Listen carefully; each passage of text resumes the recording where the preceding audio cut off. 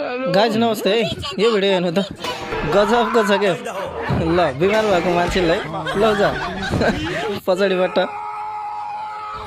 आइयो हान्यो हान्यो हान्यो हान्यो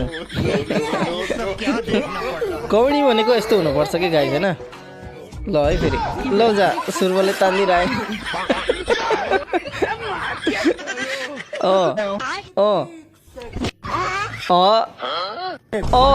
गयो है गयो